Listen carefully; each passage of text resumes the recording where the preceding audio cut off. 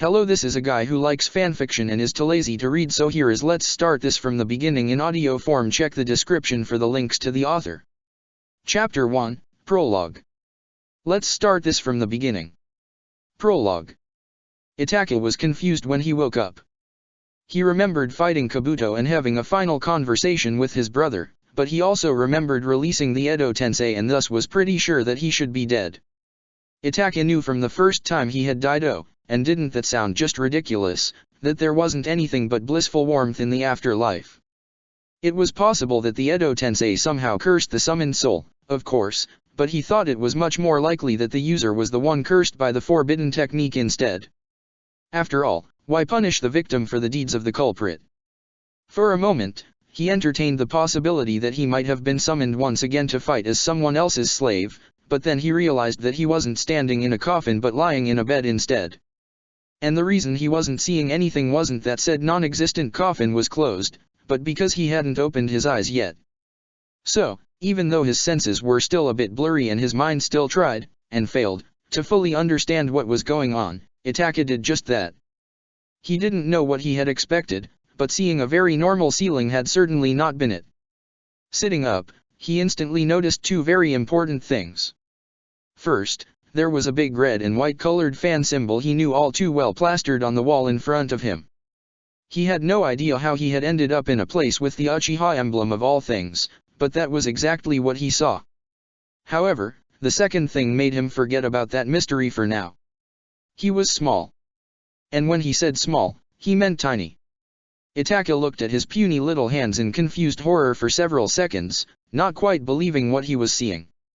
He opened his mouth, not knowing if he was going to scream, cry, or even utter any tone at all, before snapping it shut with an audible clack. He hadn't survived in the Umbu and is one of the most well-known criminals on the continent by losing his mind every single time something unexpected happened. Even if this was a bit more than just unexpected, he would stay calm and collected. He could panic later, but for now, he needed to concentrate on finding out what was going on. Standing up with forced composure, he noted the different perspective the change in his height gave him, forcing him to stand still for several seconds to adjust to the change before being able to start walking around the room. He had planned to look around and see where exactly he was but stopped moving after only a few steps when he finally recognized the room. Now, from the position where he stood in its center, he couldn't help but wonder how he hadn't recognized it sooner. The bed, the wardrobe, and even the carpet, he knew it all. This was his room. Not only that, but it was his room from before his clan had been relocated to the outskirts of the village just a few weeks after the attack of the Nine Tails.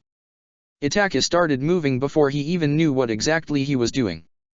One moment he stood in the middle of his room, and the next thing he knew was that he stood in front of the bathroom mirror.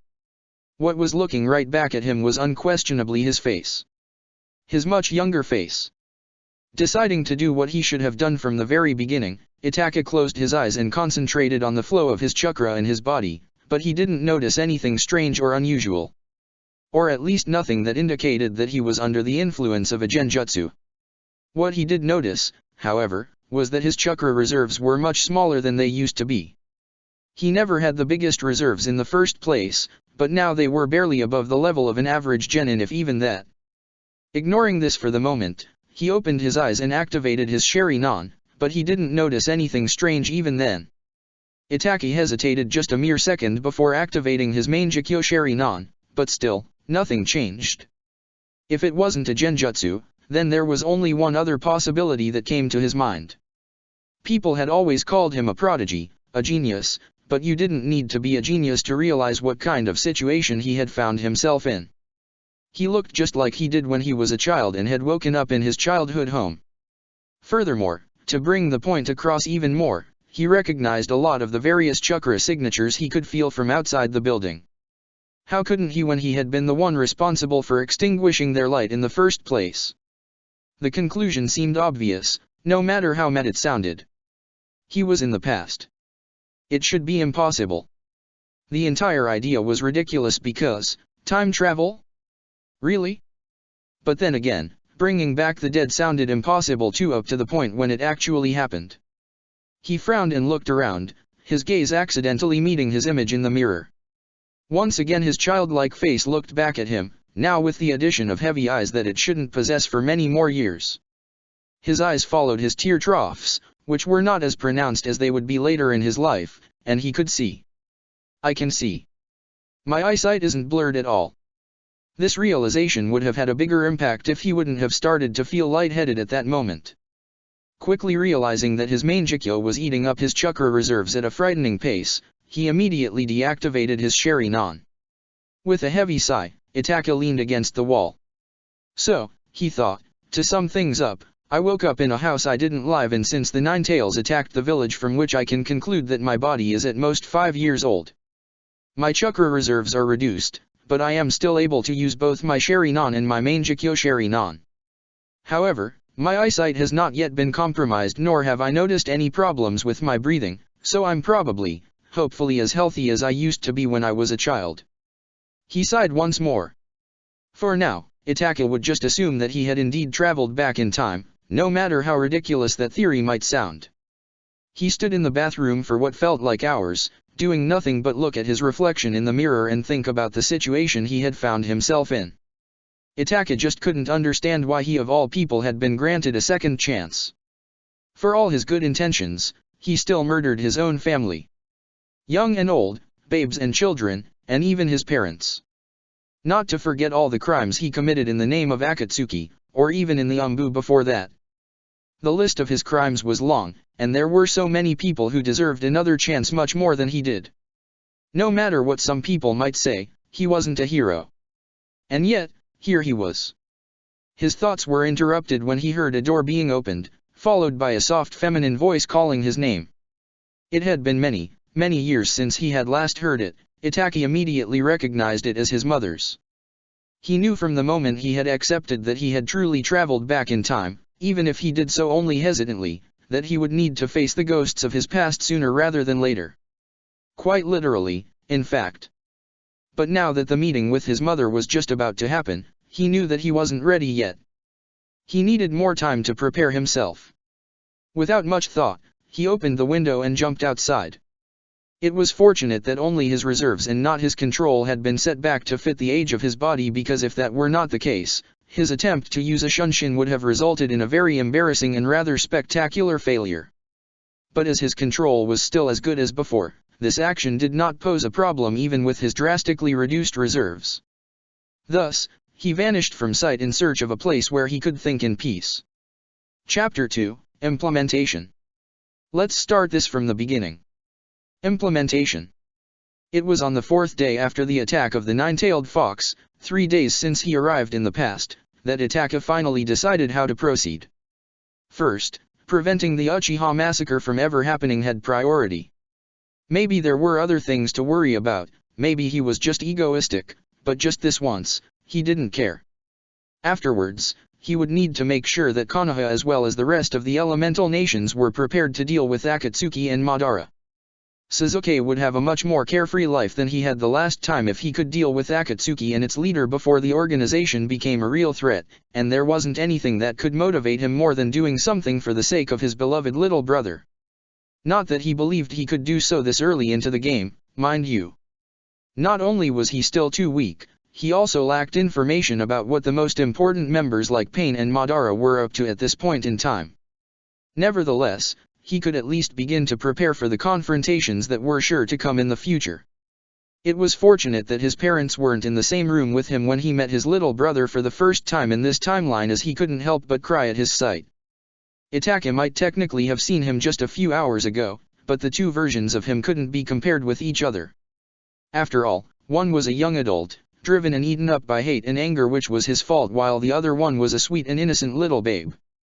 Itaka would do anything in his power to make sure that Sasuke could stay as happy and content as he was now for as long as possible, and to guarantee that, he needed to start making differences. Decision made, he didn't need much time to conclude that he couldn't do this alone. The easiest way to change something in Konoha was with the aid of the Hokage. Consequently, he would need to share his knowledge with the Sandaime. He only needed to find a way to talk with him in private without anyone listening in on their conversation first. Unfortunately, that was easier said than done. While there hadn't been an official announcement yet, Everyone knew that the Sandaime had taken the position of Hokage once again after the Yondaime's death. This meant that he had to do all the regular paperwork a Kage needed to finish as well as all the paperwork that came up because of the reconstruction of the village. This was naturally rather time-consuming work, meaning it was rather unlikely for him to receive a 5-year-old child in his office.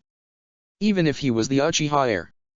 Itachi remembered from his last life that the Sandaime used the little free time he had to walk through the village in the afternoon to see the progress of the reconstructions firsthand and to talk with the villagers.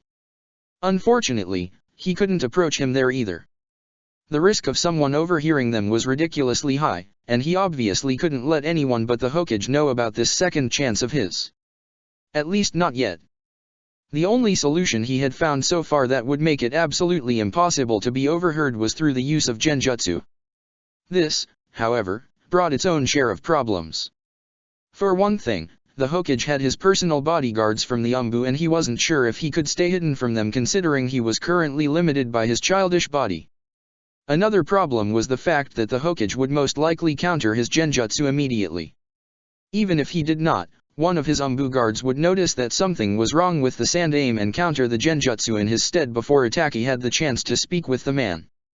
He could just wait until the reconstructions were finished and the Hokage had enough free time to receive visitors again, of course, but he needed to talk to him now. One thing he wanted to change was the treatment of Naruto. It was the least thing he could do after the boy had been so persistent in bringing his brother back to Konoha.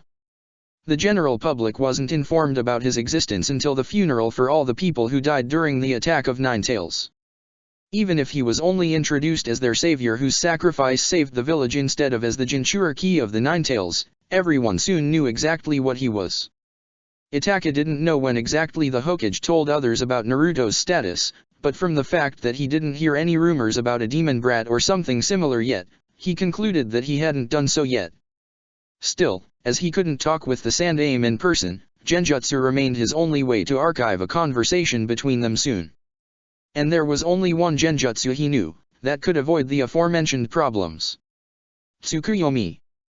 The Tsukuyomi was not only impossible for the Hokage to break free from, but it also allowed him to manipulate the time inside the technique in a manner where they could talk for hours and even days while less than a second passed in the real world. This also guaranteed that none of the Umbu guards would notice anything suspicious as there was simply not enough time to do so. Furthermore, there was also the benefit of him being able to show the Sandaime things from the future instead of just telling him about them. The only problem with using that technique was the high chakra consume that it required. He was pretty sure that he could use it once, but he would need to use all the chakra currently available to him to do so. He also was pretty sure that he would lose consciousness almost as soon as the technique was finished. In the end, he decided to go through with it anyway.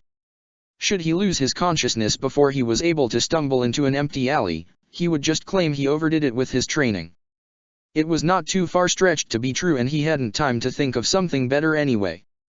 This led him to where he was right now, standing in a street that was connected to the main road. Itachi just needed to look around the corner to see the Hokage building. He made sure not to be seen by any villagers. The last thing he now needed was a suspicious villager that wondered what he was doing. Itachi needed to wait for only about half an hour before he could sense the Sandaime's presence moving in his direction. It was now or never. Itachi walked around the corner at a leisurely pace just as the Sandaime was about to pass him. Of course, being an experienced shinobi, the Hokage could easily avoid him and prevent them from walking into each other. This didn't really matter to him, though. All he wanted was to be close enough to look into the eyes of the Hokage without anyone else seeing his eyes in turn. The moment the Hokage took a step to the side, Itachi looked up, stared right into his eyes, and activated his main Jikyoshari Nan. Tsukuyomi. Hiruzen Sarutobi was tired. Never would he have expected that he would be forced to take up the mantle of Hokage again, especially not with a successor like Minato. He was young, powerful, smart, and, maybe most importantly, driven by the desire to do his best for his village. And now he was dead. He sighed. All this paperwork only added to his already full workload, consisting of meetings with representatives of the village, his advisors Homura and Koharu, as well as Danzo, and, not to forget, diverse clan heads. The thought of the latter made his migraine even worse. He just knew that most if not all of the clan heads would try and use the current phase of reconstruction to gain more land for themselves. Some might have legitimate reasons that justified their wish for more space, but the majority had most definitively not. When his temporary secretary brought another stack of papers, he decided that it was a good idea to make his daily walk around the village a bit earlier than usual and stood up.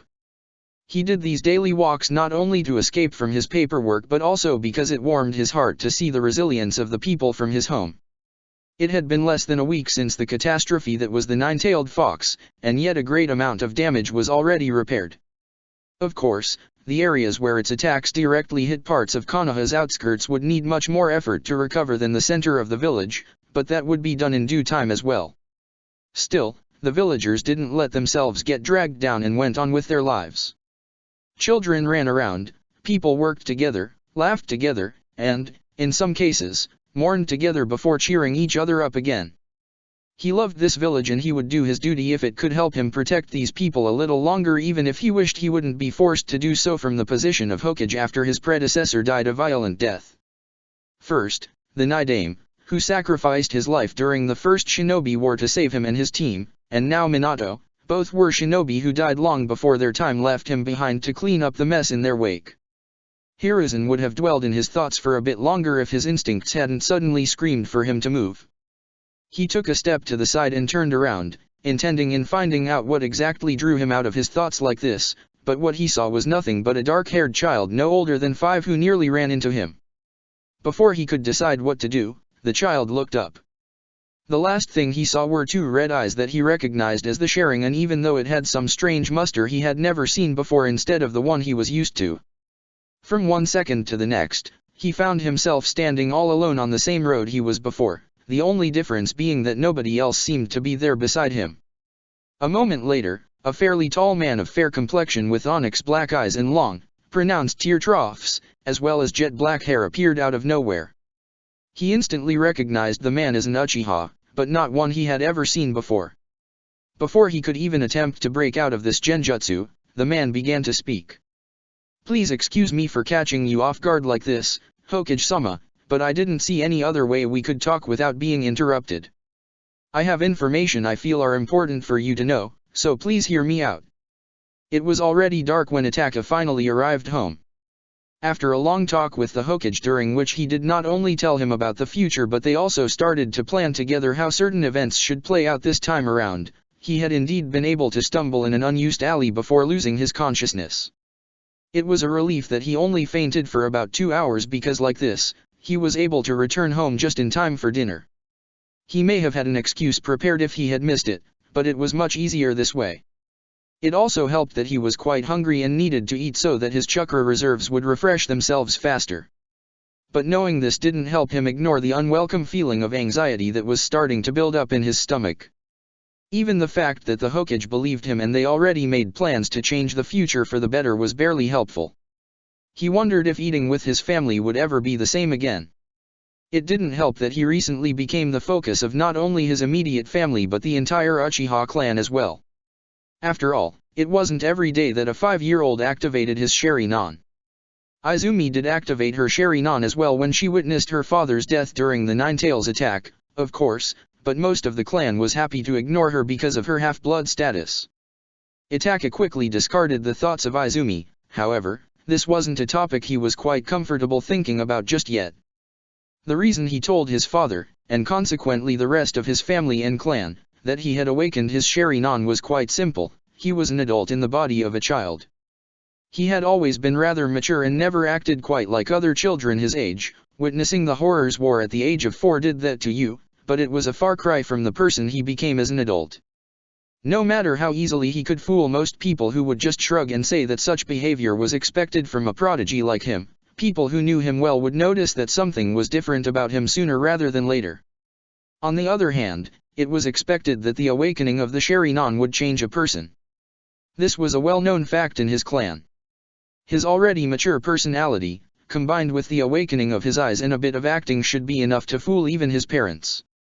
Itaka stepped through the entrance and put off his shoes. "Ota-san, Kaa-san. I'm home." Only a few seconds later, his mother stood in the doorframe leading to the living room, smiling down at him. She was a beautiful woman, especially now when she was nearly 10 years younger than the last time he had seen her. "Welcome home, Itake. You're just in time for dinner." Then, she frowned. "You look exhausted, more so than usual. Did you overdo it with your training again? I told you to take it easy, didn't I? In fact, I think your father and I told you not to train with your Sharingan all by yourself at all because your body is still getting used to them." He must look worse than he thought if his mother commented on it. Well, at least her assumption about him training his Sharingan fits with the excuse he had prepared. "I'm sorry, Kaa-san. I won't do it again, I promise." She looked at him for a moment with narrowed eyes as if to decide if she believed him or not before she sighed and let it go. "All right, then. Go wash your hands and then head to the table. Your father is already waiting with Sasuke and you know how terrible he is with babes. Go rescue him for me, would you?" Itake couldn't help but smile at that. It was quite amusing to watch his father when he tried to handle Sasuke as he never seemed to know how to hold him. It was actually really sad that he couldn't remember this from his last life. It made him wonder which other details he had forgotten. Itake gave her a short nod and went on his way. Shortly after, he sat in front of his father, having taken Sasuke from him and placed him on his laps. It was astonishing to witness Sasuke's effect on him. Before arriving home, he was nervous and uncertain, but as soon as he could hold Sasuke, he felt as if everything would be alright. The stern voice of his father pulled him out of his thoughts. "Itake, did I hear it right that you trained with your Sharingan without supervision? Such irresponsible behavior is rather out of character for you." Well, he thought. Here it comes. It wasn't as if he didn't expect this topic to come up. Not after his mother instantly noted his exhausted state. If she could see it so easily, then so could his father. He nodded. "I did. I know you forbid me from training with them on my own, but I wanted to test my limits and both you and mother were so busy the last few days, so I decided to go on my own. I will not do it again." His father didn't give any outward reaction to that, nor gave he anything away that could tell Itake what he was thinking. Not that this was a problem, mind you, he knew his father for long enough to guess his thoughts. And how did it go? It was as he had expected. While his mother's first reaction might be worry that he overdid it and hurt himself, his father was more interested in the results of his training. He would only inquire about his health or restrict his freedom when there were signs of serious injuries. Looking exhausted wasn't enough reason for him to do so, even if he ignored a direct order of his.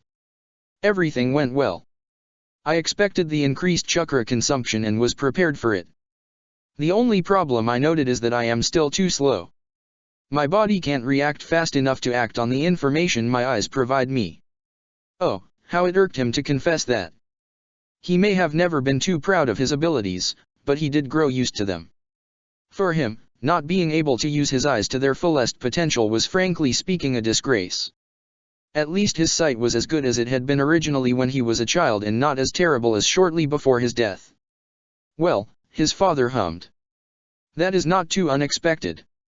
You awakened your Sharingan with all three Tomo in both eyes." Here, Itake could hear pride in his father's voice, which means that your enhanced perception is already at its highest.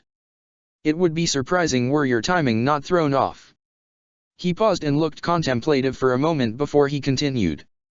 "Tomorrow after I finished all my duties, we will train together. You're the heir of the clan, so you need to master our Kekkei Genkai as soon as possible." He just nodded. This would be their second training session together in this timeline, and while he might not necessarily look forward to them too much, it would help him master his new or was it old body much sooner. Besides, it was surprisingly nice to spend time with his father before he became so obsessed with his plans to hire the clan's standing in the village. The conversation stopped there, and soon after, his mother arrived with their meal. While his parents passed the time by talking with each other, he instead focused on his meal and on feeding Sasuke. This is what peace feels like. This memorial service reminded Hiruzen far too much of all the other funerals he had attended in his long life and he didn't like it at all.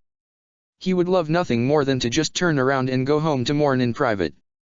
Hell, even his paperwork seemed a much more enjoyable task than this. But he knew he couldn't do that. No, he needed to do his duty. He already held his speech and everything left to do was for the people to come forward and give their farewells to the deceased. Hiruzen let his gaze wander over those present as he waited for the service to end and saw several people of note. There was Kakashi to his left, for example. The poor boy had already lost both his teammates years ago, but now, with the death of both his sensei and Kushina, he had no one close to him left. Of course, the memories provided by Itachi showed him that he would get over it eventually, at least as much as was possible, and continued living. What to do with him was one of the hardest decisions he had to make. Kakashi's time in the Umbu shaped him and made him the man he had become, and it also made him one of Konoha's most powerful shinobi. On the other hand, it was also clear that it didn't do anything good for his mental health, no matter that he was able to pull himself out of the abyss of his mind later in life. Hiruzen had to decide now what was more important, the mental health of one of his shinobi or said shinobi's potential as a warrior for their village. Thinking about Itachi, the young man stood in a front row to the right of him together with the rest of his clan. Hiruzen couldn't even imagine how he had to feel right now, standing side by side with members of his family he had killed himself. And not just killed, but killed on orders of his village. How he was still able to love Konoha, he truly didn't know. To stay true to the home that brought so much pain for him.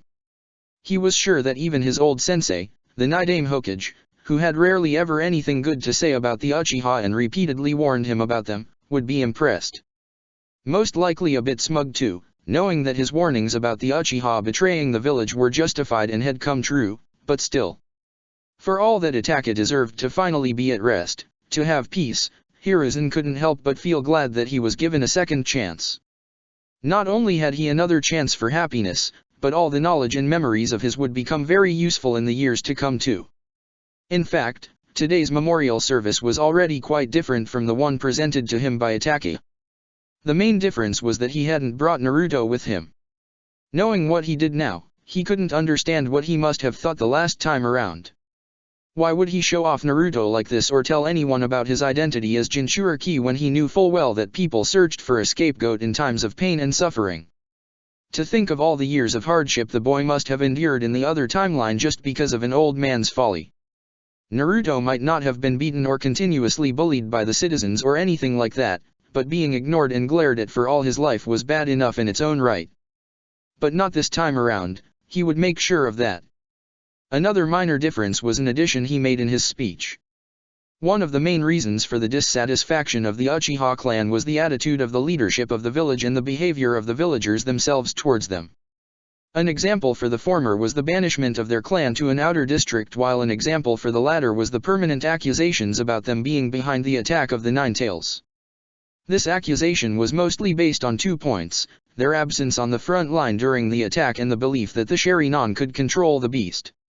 In his speech, he had made sure to thank the Uchiha clan openly for their service to the village in protecting the civilians and leading them to the shelters. This way, there shouldn't be any rumors in future about what they supposedly did during the attack because everyone already knew that.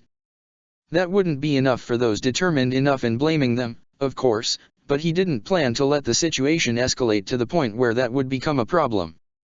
This was only one small step, naturally.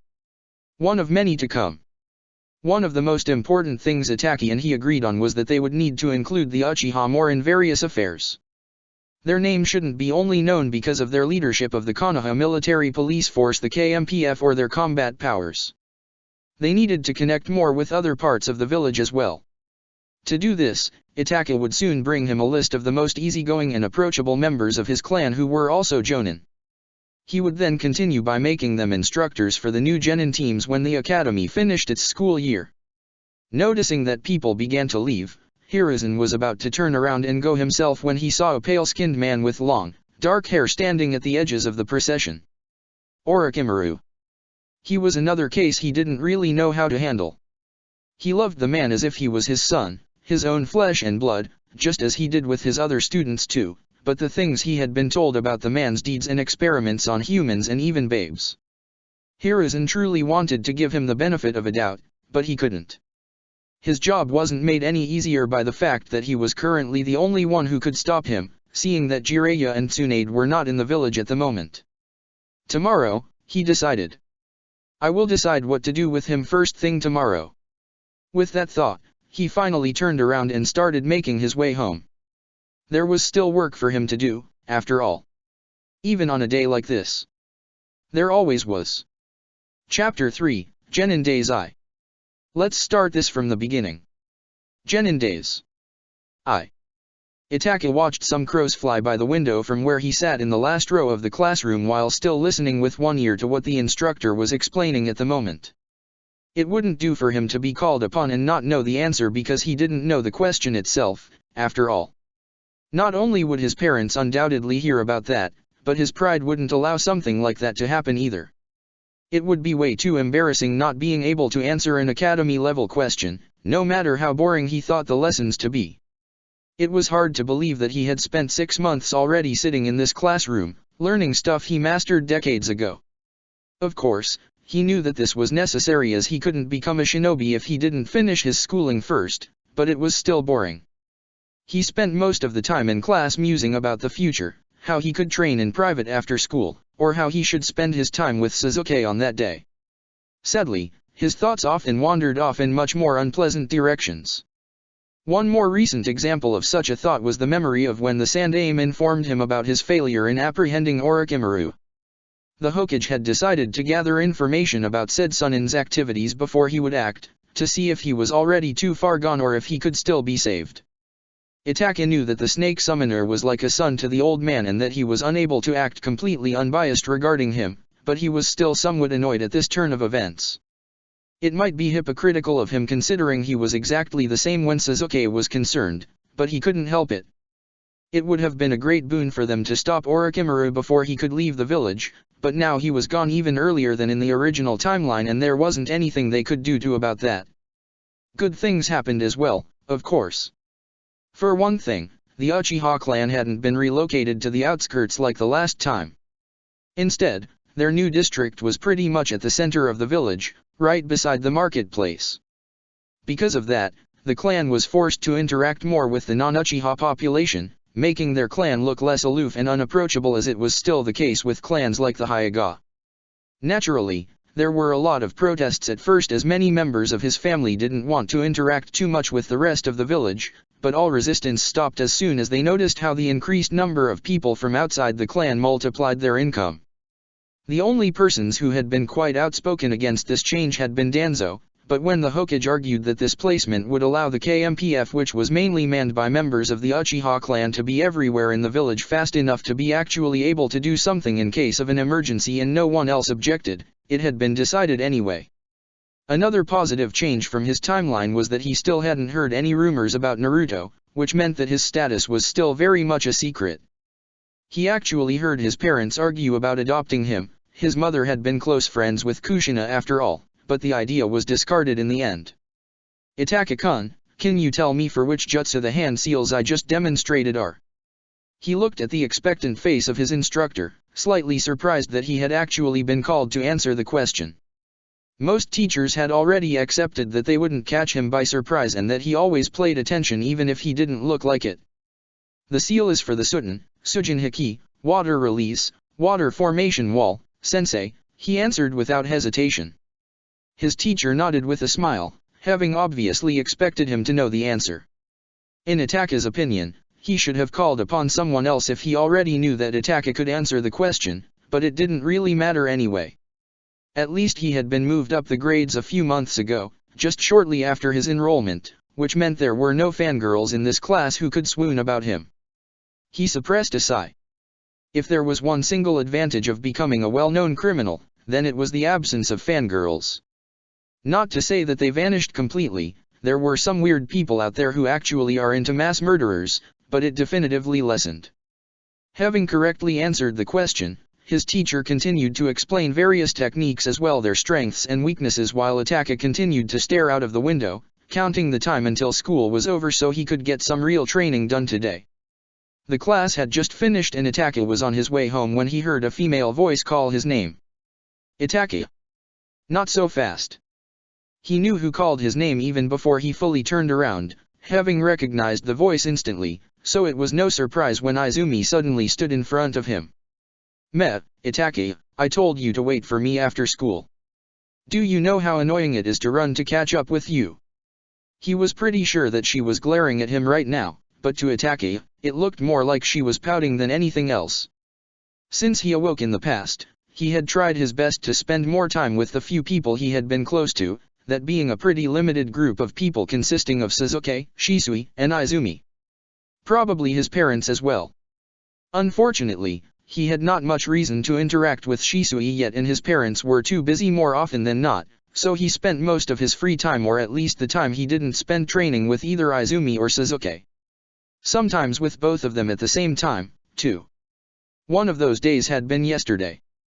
He had trained with Izumi after school, and Sasuke had watched. Of course, when he said training with her, he actually meant training her instead. That had also been when she told him to wait for her after school today. You caught up with me just fine, so everything turned out alright, didn't it? Her pouting glaring intensified at that.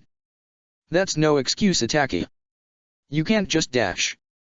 He just smiled as Izumi continued with her rant. He was used to it by now, having spent quite a few hours just listening to her talking. That was how they spent most of their time when they weren't training. Actually, she talked and he listened. He would chime in with some comment from time to time, but not much more. He never was the most talkative person, and the years after his banishment from Konoha only strengthened this habit. Also, having serious conversations with children was not exactly easy. The first time he had met her in this timeline, when they were accepted into the academy, he hadn't known how to react. It was rather fortunate that he didn't need to do anything but listen to the Sandaime, because he wasn't sure he would have been able to even speak at all. Izumi's death might be the only one he regretted as much as his parents, so it was understandably hard to be in her presence. It helped that they were in the same class, at least before he had been graded up after 2 months, because he could get used to her the same way he got used to his parents' presence after living with them again for a while. Now that they were close again, probably even closer than they had originally been at this age, he was a bit saddened about the fact that they didn't share classes any longer. He didn't regret it, though. After all, being around young children all day was exhausting, even more than it had been the first time around. They soon arrived at the dango shop they regularly visited. It was located at the border between the Uchiha district and the greatest shopping street of the market district, with many more streets leading to it. Similar to most clans with their own district, the Uchiha surrounded their given area with a wall. Now, a wall between themselves and the place where all the money was made was obviously not a great marketing strategy, so it was decided that one of the 4 entrances into their district would be connected to the marketplace. This entrance consisted of a large gate through which, if necessary, more than a dozen people could walk simultaneously without bumping shoulders. This gate was opened almost all day, meaning the Uchiha District was included in the daily affairs of the village. They didn't need to order anything due to them visiting the place regularly enough to be recognized by the owner, so they only gave a simple greeting before looking for a free place to settle down. Izumi had calmed down by now and looked at her lap sullenly. After a few moments of uncharacteristic silence, with the sole exception of a silent thank you to the waitress when she brought their food, he decided to do something about it. Are you still angry that I didn't wait for you? I'm sorry, my mind was elsewhere. It will not happen again. That sounded weak, even to him. Instead of answering, she just uttered an incomprehensible murmur. He raised an eyebrow. Was this really bothering her that much? Seemingly deciding that he deserved an actual answer instead of just muttering some gibberish, Izumi started speaking. It's not that. It's just, you will graduate tomorrow, won't you? At the last part, she looked at him with these brown puppy eyes of hers. Itachi sighed. He now understood what the problem was. Izumi had tried her hardest to catch up to him ever since they started to spend more time with each other, maybe even before that. Because of his help, her abilities had progressed in leaps and bounds and even allowed her to skip 1 grade entirely, but it wasn't enough. I will participate in the exams tomorrow, yes. Izumi scoffed. We both know you will not just participate, Itachi. You're by far the best student in the entire academy, everyone knows that.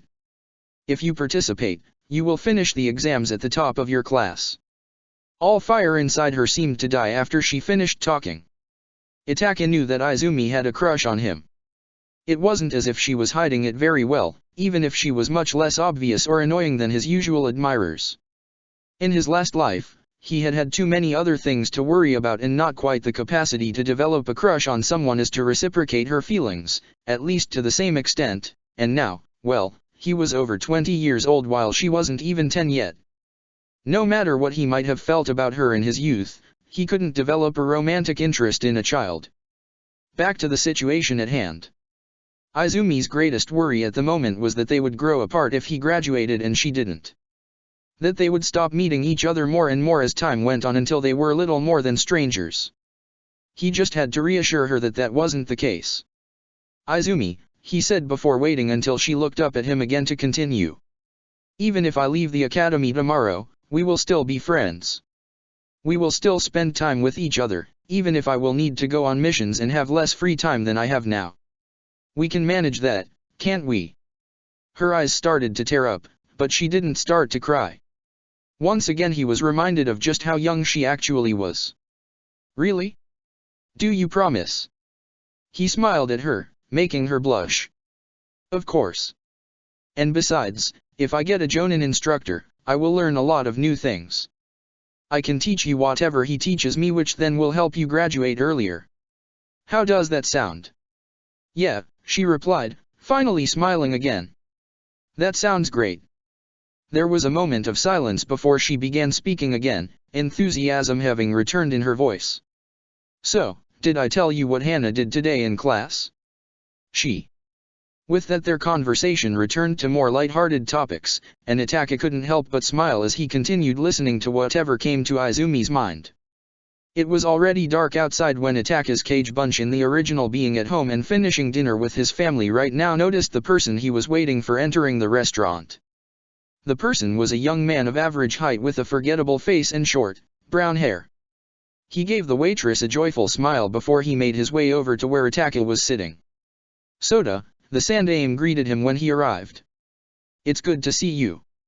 It has been far too long." Hirotohi nodded back to his leader. "I'm glad you were able to make it." Obviously, both the Hokage and Itaka were using a henge at the moment. There was, after all, no need to confuse people as to why their Hokage was eating dinner with a 6-year-old child. Meeting like this was not an easy feat. With Itaka's current chakra reserves, he wasn't able to maintain more than 2 clones at any given time, and even that was only possible because of his excellent chakra control. He used the absolute minimum of chakra necessary to create 1 clone, which resulted in a clone that was much weaker than it would normally be, but in return continued to exist for as long as possible. Even this version only lasted 1 hour at most, though. Also, the transformation he was using lessened this time even more, so their time to talk was very limited. The sandaime, on the other hand, could easily maintain a clone for a much longer duration, making it theoretically possible to meet at another time with the real Itaka, but he decided not to do so. He probably thought it was a great way of getting him used to the limits of his younger body once again. Or maybe he simply found it more amusing this way. Well, one didn't argue with the Hokage about something trivial as this, so there was nothing Itaka could do about it. Sadly, the only time of the day they could see each other this way was the evening, because this was the only time either of them wasn't too busy with other things. This was, in fact, only the 5th meeting they had since he told the older man about his past life. "Of course I made it. After all, it was me who asked for the meeting, wasn't it? And what is it that you wanted to speak with me about?" The sandaime sighed with a downwards glance. "Direct to the point as always, I see. But I guess our time is limited, so we should indeed get to it." The next time he looked up, all the easygoing mirth in his eyes was gone, leaving only seriousness behind. "What I wanted to talk with you about, Itaka, is your future." Itaka blinked.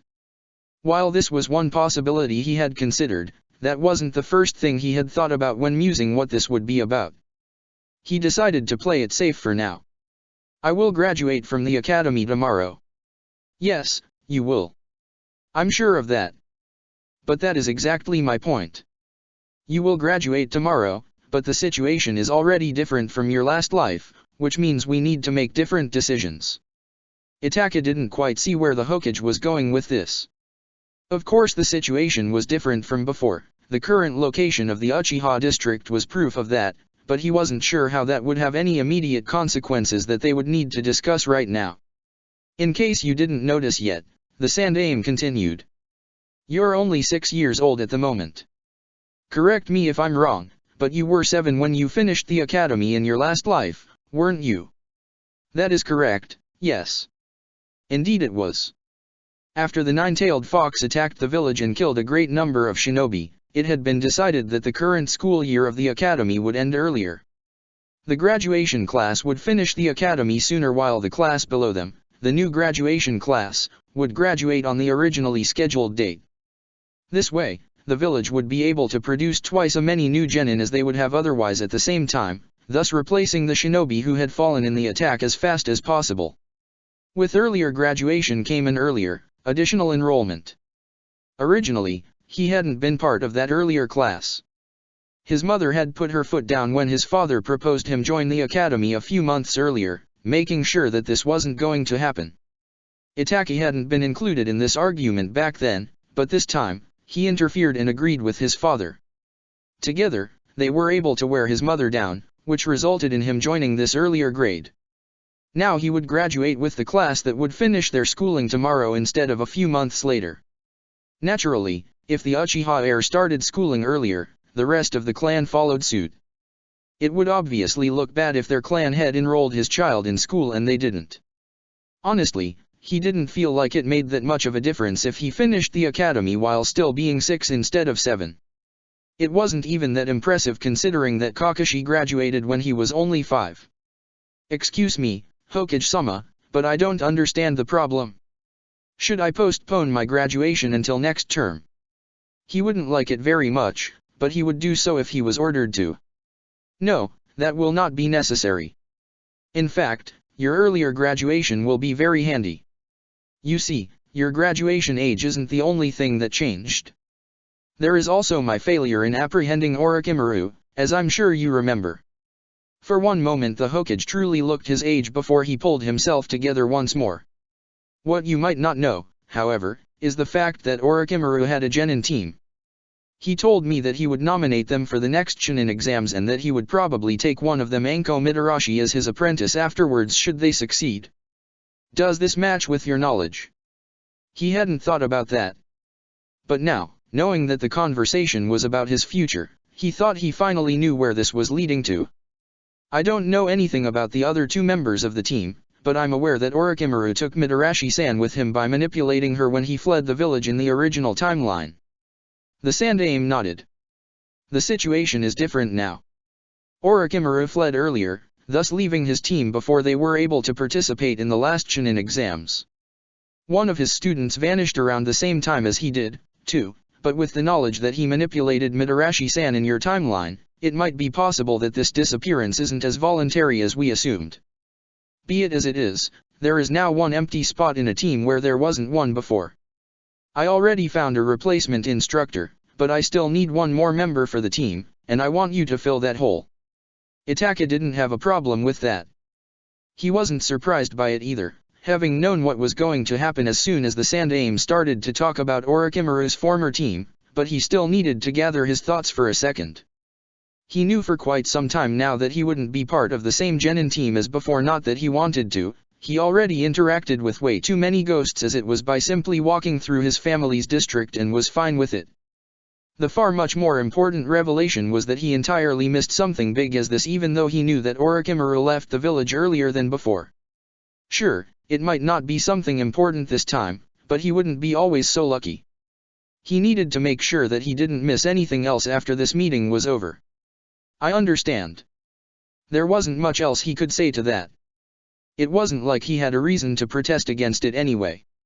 Furthermore, your team will participate in the next Chunin exams. He frowned. Isn't that a bit early? The next exams start in 5 months. Wouldn't it be strange for me, the Uchiha heir, to participate after being a genin for less than half a year? People could see this as favoritism.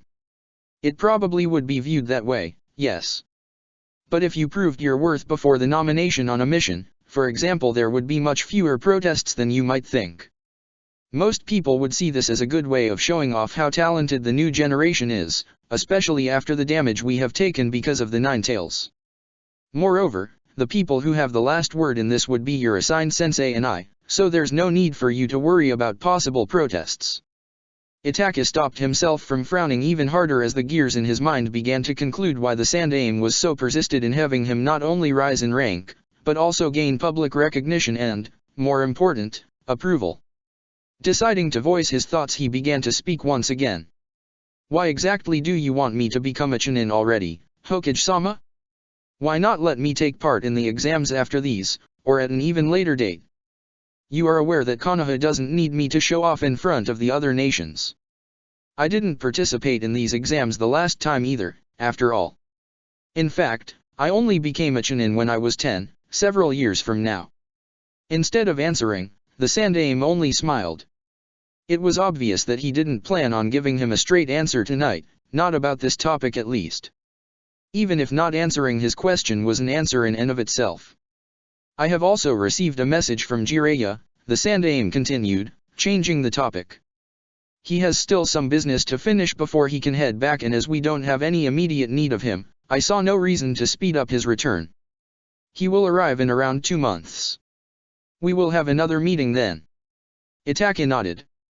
This was well in time on their schedule, so there was indeed no need to hurry. They spent the next 10 minutes talking about some more details before Itachi stood up to leave. His chakra was nearly entirely depleted, and this Kage Bunshin would not be able to exist for much longer. Meanwhile, the Sandaime started to enjoy his food, which had just been delivered to him by the friendly waitress he had greeted earlier. This conversation had been very constructive and evidently left him in a good mood, and there was nothing better to celebrate a constructive strategy meeting than good food. The exams had been a joke. Not that Itachi was surprised, it would have been weird if he had any troubles with it, but it was still disheartening to see how low the standards at the academy truly were. He hoped the Jonin instructors would get all the kids in shape soon because they seriously needed it. He himself had fared just as well as he had the last time. Both times, he had finished the written and the practical exams with full points, becoming part of the small group of people who had achieved this before. Some examples were Orochimaru, Minato Namikaze, and Kakashi Hatake.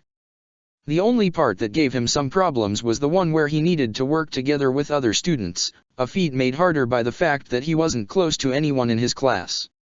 In fact, he was quite disliked by many of his peers. Regardless of their feelings, however, they managed to work together well enough, so it didn't really matter in the end. His parents have been overjoyed, of course. Who wouldn't be if their child's progress was comparable to the likes of the Yellow Flash himself? Oddly enough, while his mother still appeared to be proud, she also looked somewhat saddened as well, making him think. Did she maybe grieve for his non-existent childhood? Did she hope for him to befriend other children while being at the academy, just to get her hopes crushed for real now? Did she want him to have as much of a normal childhood as possible? After all, she did try to stop him from entering the academy early. Honestly, he wasn't sure what to think about all of this. Maybe he just thought too much into it. After all, he couldn't have overlooked this in his last life, could he? Which meant this was a recent development. Anyway, that had been yesterday. Right now, he was on his way to the third training ground, and no, the irony wasn't lost on him where the instructor at the academy had told him he would meet his new team. Right in front of him was the clearing with its tree stumps lined side by side in the center and 3 people in front of them. The first person he noticed was a violet-haired girl lying on the ground, wearing a brown-red t-shirt with bracelets, white shorts, and fishnet leggings. Logically, as there was only one girl on the team, this must be Anko Mitarashi, and if the way she played with a kunao in her hand was any indication, she was either bored or annoyed. Possibly both. The next person was a boy with short, light brown hair and some round glasses on his nose. He wore some blue and simple but comfortable-looking robes, seemingly more interested in feeling at ease than worried about how others viewed him. Right now, he seemed busy glaring at his feet while the last person in the clearing reprimanded him for something. Although from the way the boy had his arms crossed in front of his chest, it was pretty obvious that he was more miffed than ashamed for whatever he had done that incurred the chiding he was getting at the moment. The last person, the one that was chiding the aforementioned boy, was his instructor-to-be, and the fact that he didn't recognize him meant that he wasn't and would never be one of the more famous Jonin of Konohagakure. He was taller than average, wore a standard Jonin uniform, had long, brown hair that was tied up in a ponytail, and a posture that was basically screaming exhaustion by the way his body was slightly bent forwards. Itachi was actually pretty sure he could see the dark rings under his eyes even from where he stood, which was almost 30 meters away. The first one who seemed to notice him was Anko, the other two being too busy with each other. "Sensei," she interrupted the one-sided conversation between her teammates. "I think a little squirt has gotten lost here. Shouldn't you go and help him or something?" A little squirt, huh? Not the most creative thing he had been called over the years, being constantly the youngest and smallest member of pretty much every team he joined for missions, but also not the worst. "Ah, be nice, Anko. This will most likely be your new teammate." Hearing the man's voice, his first impression about him being exhausted reinforced even more. He sounded so tired that Itachi was surprised he was able to stand on his feet at all. Turning to face him now, the man continued. "Well, you must be Itachi Uchiha, correct? My name is Akihito Tanaka. I am the leader of Team 3 and, if all goes well, your future sensei." "Nice to meet you, Tanaka-sensei. My teachers told me only 15 minutes ago to meet you here, so I hope I'm not too late." "Ah, no need to worry, we just dash." Unfortunately, Tanaka was interrupted by Anko's indignant voice. "Wait a second, you can't tell me that this kid will be the replacement for Nakamura? We are meant to enter the Chunin exams in a few months, he will just slow us down." Tanaka sighed. If Itachi interpreted things correctly, he would say Tanaka was already used to being interrupted before answering her. "It's not my decision to make, Anko, but the Hokage's.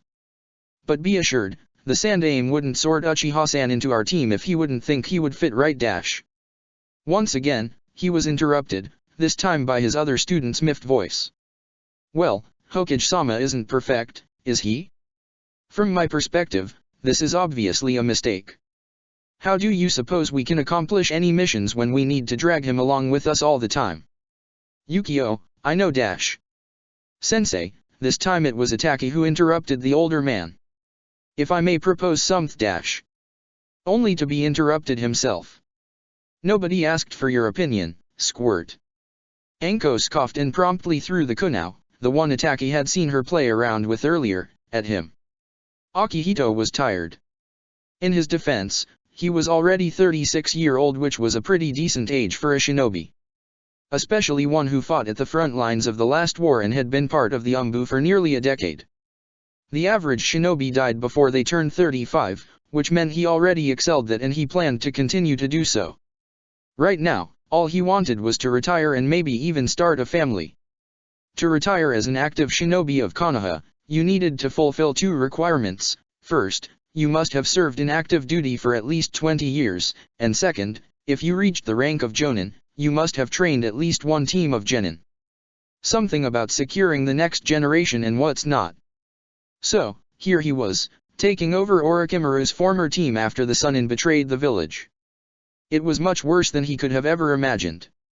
He took over the team a little more than a month ago and both his students still hated him. Well, maybe not him personally, but what he represented, a mere replacement for their real sensei. Not that they wanted to continue training under him either, mind you. If there was one person they hated more than him, it was their former teacher. Needless to say, they didn't take his betrayal too well, and naturally, they took their displeasure out on him. They always argued with him, didn't listen to him outside of missions. At least they had the good sense to behave themselves there and generally had always the exact opposite opinion of him. That was also the reason for why he was berating Yukio right now. As soon as he told them that they would get a new teammate today, something he had waited for till now because he anticipated their reaction, the boy had started to argue about how they didn't need another teammate and that he and Anko could win the Chunin exams without any additional help.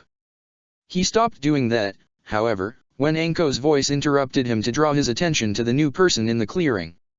He had already noticed the newcomer's presence closing in on them some time ago. Of course, he was a Jonin and former Umbu after all, so he wasn't surprised.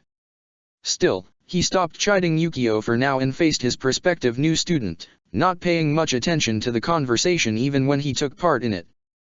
The face that looked at him was the same he had seen in the file the Sandaime had given him beforehand, right down to the mimic.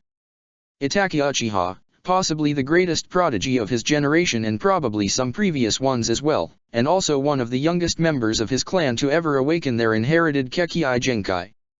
It would be a lie if he claimed he didn't look forward to seeing how good the boy really was. There was no hint of him being either nervous, intimidated, or hurt by Anko's and Yukio's comments.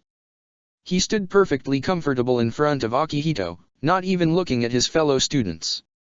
And while he didn't show much of any emotion, he didn't look cold either. Only neutral. He was also smaller than he had imagined, even considering his young age. Everything came to a head when Anko decided it would be a great idea to throw her kunao at the Uchiha's head.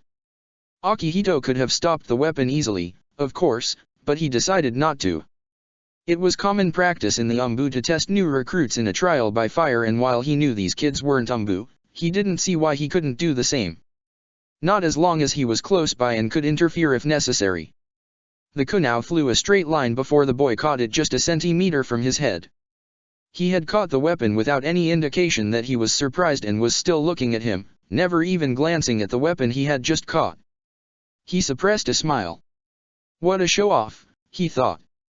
There was a moment of silence on the clearing before it was broken by a short laugh from Anko. Well, she said with a wide smile. It seems like the midget has some balls, I'll give him that. He blinked. Hadn't she still disliked him just a second ago? As I was saying, Sensei, the Uchiha spoke up again, completely ignoring Anko's comment. May I propose something? Sure, why not? Might be interesting. Go ahead, he said. The boy nodded. I want to propose a sparring match. Obviously, my abilities are being doubted because of my age. If the main problem of me joining this team is the fear of me slowing it down, the easiest way of reassuring this fear is showing you where I stand ability-wise. Before he even had the chance to answer, Anko chimed in again. Oh, hell yeah. I like the sound of that. Maybe you aren't too bad, kid. Wait, Anko. Yukio suddenly exclaimed. You can't seriously want to fight this kid? Are you stupid? You're gonna kill him or something and then there will be a lot of consequences. That's not worth it. Ah, shut up, Yukio. I will just have some fun. And maybe he isn't half bad. Besides, it's not as if Sensei, her voice dropped in disapproval at that title, wouldn't interfere should I accidentally go too far. Alright, calm down everyone. He decided to take control of that conversation again before turning back towards Itachi. That's a good idea. It will also be beneficial to witness your fighting style to see how it will fit with the rest of the team, so there is that as well. Next, he turned to Yukio. And Anko is correct as well. I would interfere if things go out of hand, so there is no need for you to be worried. Yukio scowled but thankfully stayed silent. Alright then, he continued when nobody else said something. Let's get this started, shall we? On my signal, he said, standing between Anko and the Uchiha in the middle of the clearing. While the former was visibly excited, bouncing on the balls of her feet, the latter stood perfectly still, only the tension in his posture and the sharp glint in his eyes belying his outer calmness. Surprisingly, he hadn't activated his Sharingan yet. 3. He raised his right arm over his head. 2. Anko went still, her body slightly bent forward. 1. He readied himself to back away, not keen to end between these two when the fight started. Go! He yelled before vanishing in a shunshin and reappearing beside Yukio several dozen meters away. It was obvious from the very start that the two of them had very different fighting styles. While Anko rushed in immediately to attack her opponent head-on, Itachi stayed still till the very last moment before backing away. It was also clear to Akihito's eyes, at least, that the young Uchiha was unexpectedly a tad faster than Anko. It wasn't too much, but it definitively helped him evade and defend from her attacks. If she had used any other fighting style, it might even have been enough to slip through her guard, a feat even more feasible because of his smaller stature. Sadly, she didn't. Of all of Orochimaru's former students, it was Anko who copied the Sunin's fighting style the most. Her kicks and hits came from strange angles, and she proved time and time again that her agility and flexibility were top-notch. It was almost as if the usual limits of the human body didn't apply to her. She moved as if there were no bones in her body to restrict her. She moved like a snake. A kick to attack his right side suddenly changed direction, coming down to his head instead and forcing him to jump to his left. He slipped right under her follow-up attack, only to back down again when Anko bent her body at some weird angle and tried to smash him into the ground with her other leg. Next, Anko, who apparently had the time of her life, rushed in again only to have her own leg being used as a springboard by Ataki, who continued by connecting his knee with her face. The attack, which was also the first move that actually hit its mark in the fight so far, threw Anko a few meters backwards before she recovered in midair with a backflip and landed on her feet. She immediately jumped away again, however, just in time to dodge the kunai and shuriken that embedded themselves into the ground where she stood just a moment earlier. Ha! She laughed, ignoring her bloody nose. You're really a freak, aren't you? There wasn't any heat in her words, only approval. Let's play with weapons, then. Anko rushed in again, this time with a kunai in each of her hands. In the following clash, the sound of metal hitting metal joined the already existing sound of colliding limbs. They would meet each other head-on, more often than not initiated by Anko, meeting each other's attacks with their own for a few moments before parting from each other once again. Afterwards, the circle started anew. After a few rounds of this, Itaka suddenly managed to disarm Anko by ramming the handle of his kunai against the back of her hand and then continued by connecting a kick with her guts that made her fly backwards again. He hurried after her, not wanting to give her time to get her balance back, only to be forced to jump into the air to avoid her counter-attack. Sen'i Tajishu. Hidden Shadow Snake Hands. Several snakes shot out from the sleeves of Anko's shirt and rushed towards Ataki, who was still midair. Akihito already prepared himself to jump in and end the fight when he saw Ataka forming hand seals of his own with great speed.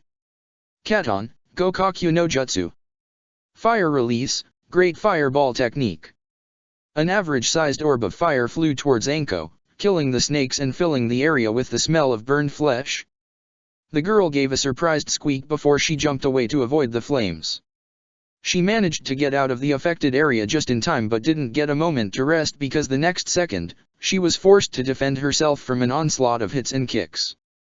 Itaka didn't give her a single moment to get her mind straight. Still surprised by the fact that the younger boy could use a wide-ranged jutsu as well as having not enough time to fall into the stance of her fighting style, there wasn't much she could do other than defend herself from the worst of the attacks. Now the boy's greater speed came in handy for Ataki, as Anko wasn't able to block or evade all of his attacks any longer. Especially because she was unable to use any techniques of her own and was as such out of her depth, several of his hits connected. A hit Anko wasn't able to block hit her left cheek. She blocked a kick, only to be thrown to the side when Ataka's other leg struck her waist. After dodging one of Ataka's roundhouse kicks, Anko tried to use this opportunity to start her own offensive but was quickly taught better when he smashed his knee into her face again. Clearly frustrated with the situation, Anko reached into her waist pouch in favor of blocking one hit to her side and threw a smoke bomb to the ground. Akihito grimaced. He couldn't evaluate them if he couldn't see them, so this was rather unfavorable.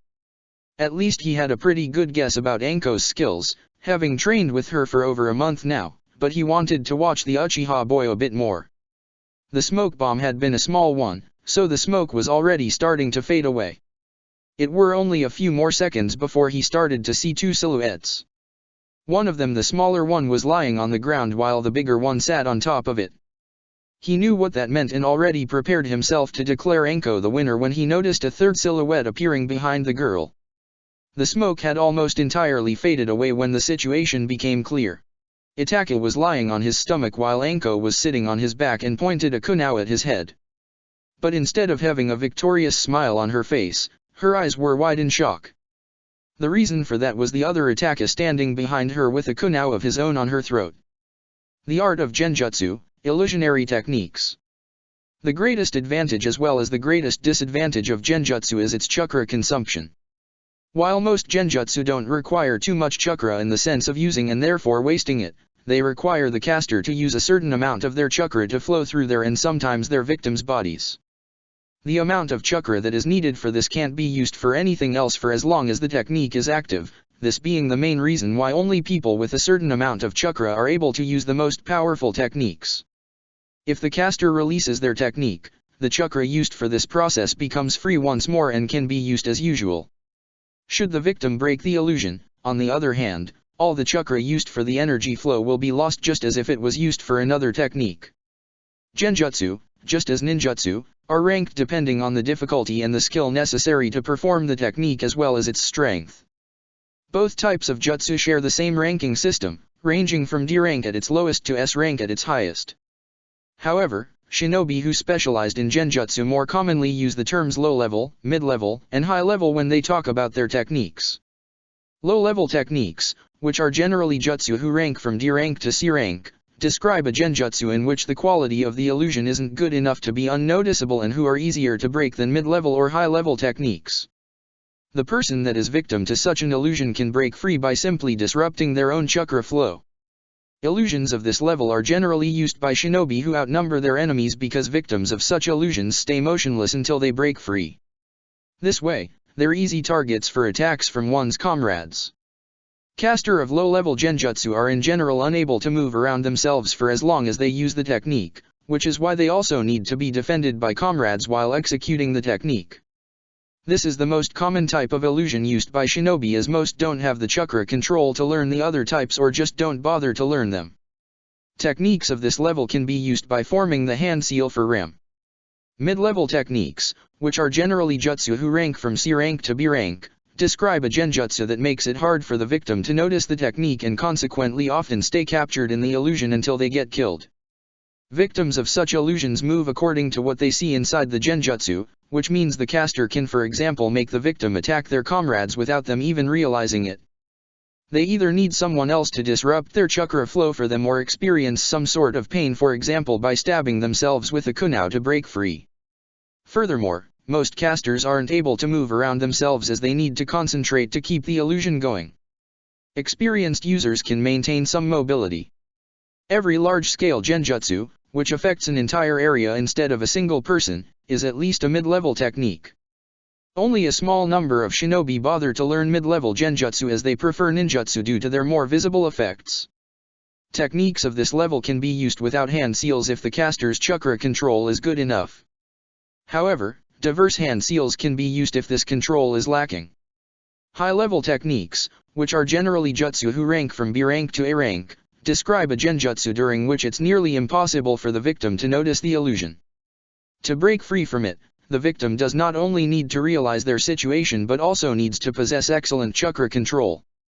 People with such good control are almost as rare as people who are able to use high-level illusions in the first place. The only other way to escape is being rescued by one's comrades. One main difference compared to low-level and mid-level techniques is the additional benefit for the wielder of being able to move around freely once their victim is captured inside the illusion. Whether the victim stays motionless or not while being inside the illusion depends on the will of the caster. While there is no S-rank genjutsu known to the wider public, such a technique may be in the possession of some clans. If you fight against certain Kekkei Genkai users like members of the Uchiha clan and their famed Sharingan, remember that these rules don't apply to them in the same way as they do to you. For a complete list of all known bloodlines limits with ties to genjutsu, turn to page 128. Chapter 4, Genin Days 2. Let's start this from the beginning. Genin Days 2. The smoke had almost entirely faded away when the situation became apparent. Itaka was lying on his stomach with Anko sitting on his back, pointing a kunai at his head. But instead of having a victorious smile on her face, her eyes were wide in shock. The reason for that was the other Itaka standing behind her, holding a kunai of his own at her throat. The match is over. Uchiha-san has won. That had been a surprisingly interesting fight, Itaka thought. He had been pretty sure he would win but didn't expect his opponent to resist as much as she did. No wonder she had become a Chunin as young as she did, she certainly had the abilities. Until now, he had only sparred with his father who obviously held back during their fights and pushed him only hard enough to make him struggle without beating him in the ground, and against Izumi where he was the one that held back. This had been his first fight in this timeline during which he fought against someone who fought back with everything they got and wasn't so much weaker in taijutsu that he would easily win if he wanted to. Of course, things would have been different if he used genjutsu or even some more ninjutsu. That would have prevented him from getting a better grasp of the limits of his body, though, not to forget that his reserves were still rather limited and thus making wasting chakra unnecessarily a foolish move. A user of the Sharingan was able to copy every technique that didn't require a bloodline to use regardless of its elemental affinity. Unfortunately, an elemental jutsu that was not based on the affinity of one's chakra consumed more energy than the ones that were. This meant that Itachi was currently unable to use ninjutsu that wasn't a fire or a water release without wasting much more chakra than he was comfortable with. "You can release her now, Uchiha-san," his new sensei said. Itachi nodded and removed his kunai from Anko's throat. He also released his Kage Bunshin, having no use for it any longer. "That was amazing!" Anko suddenly exclaimed, her face morphing in an expression of awe. "That was a real clone, wasn't it?" "It was definitively not a fake one like the clones of the Bunshin no Jutsu we learn at the academy. I thought this was one of these super secret techniques that they only teach Jonin and the occasional lucky Chunin. How did you get your hands on that?" He looked contemplative at her for a second before activating his Sharingan. "I saw a member of my clan use it a few weeks ago and it seemed useful, so I copied it." Her mouth fell open. "Wait a second," she said. "Why do you have these eyes? I thought you Uchiha guys didn't awaken it until your teens or something. And why the hell didn't you use them in our fight? Do you think I'm too weak to handle them? Considering you already lost against me when I didn't use it, this assumption isn't too far off," he thought. "But I probably shouldn't say that out loud. Many shinobi who possess a Kekkei Genkai become dependent on it, and the Uchiha are no exception. I didn't use my Sharingan against you because it's important to me to improve myself without being reliant on my bloodline." She narrowed his eyes at him for a moment, before she finally nodded. "Fine, I will give you the benefit of the doubt for now. But you're gonna fight me with these fancy eyes of yours soon or I will get really angry, you hear me?" "Of course." "Well then," their sensei interrupted their conversation. "Now that everything is settled, and nobody can argue Uchiha-san's worth for this team, why don't we proceed by introducing ourselves? After all, we have a new teammate." Neither Yukio nor Anko seemed impressed by that idea, probably because it was Tanaka-sensei who proposed it, but they didn't argue with it. When nobody said something, he began to speak once again. "I guess I will start. As I said before your little match, my name is Akihito Tanaka and I'm 36 years old. I like long walks through the park as well as cooking. What I don't like are people who ignore other people's privacy. I hope to retire from active duty one day in the near future and maybe open a restaurant or something like that. Ability-wise, well, I'm obviously a Jonin, which means I'm pretty well versed in most shinobi arts, but I specialize in ninjutsu. My elemental affinities are fire and earth, but I also possess a fair share of lightning techniques." He was silent for a second, most likely pondering if there was something he wanted to add, before deciding against it. "Yeah, that's it. Your turn." There was an awkward silence for a few seconds during which everyone waited for someone else to speak first before Anko decided to introduce herself next. "Alright, I guess I will go next. My name is Anko Mitarashi and I'm 13 years old. I like everything fun, but there is nothing better than fighting. My own fighting style focuses on taijutsu, and I like to use poison too. I also use ninjutsu, but mainly as support only. My elemental affinity is fire. I don't like vegetables, the stuff is gross. My dream is to one day become the strongest kunoichi of this village, even surpassing Tsunade of the Sunin." She stopped talking for a moment and her smile fell from her lips. Somehow, it felt oddly wrong for her not to smile. Itachi could recognize the emotions that danced across her face, no matter how hard she tried to hide it: anger, sorrow, sadness, determination. It somehow reminded him of Sasuke. Not the one of this timeline, but the one from the last. He knew what she would speak about before she actually said it. Revenge. And then I'm gonna kill Orochimaru and hang his corpse above the entrance of the village for everyone to see. Itachi nodded to himself. Just as he had thought. His last teammate spoke up next, stopping him from dwelling too long on this thought. My name is Yukio Kenshin. I'm 13 years old. I like spending time with my siblings and I dislike doing chores at home. My dream is the same as Anko's. I want to bring Orochimaru to justice. I mainly use Taijutsu, but I want to specialize in ninjutsu in the future. My elemental affinity is Earth. He sounded pretty annoyed, although not as much as before. Itachi wondered if he was the reason for his teammates' bad mood or if it was the argument he had with Tanaka-sensei before he had arrived. My name is Itachi Uchiha and I'm 6 years old. I like spending time with my brother as well as the rest of my family. I also like to spend my free time reading, especially about history and philosophy. I dislike unnecessary fighting. My dream for the future is to be the best older brother I can possibly be. He hesitated a second, remembering what his dream had been when he had been 6-year-old before he continued.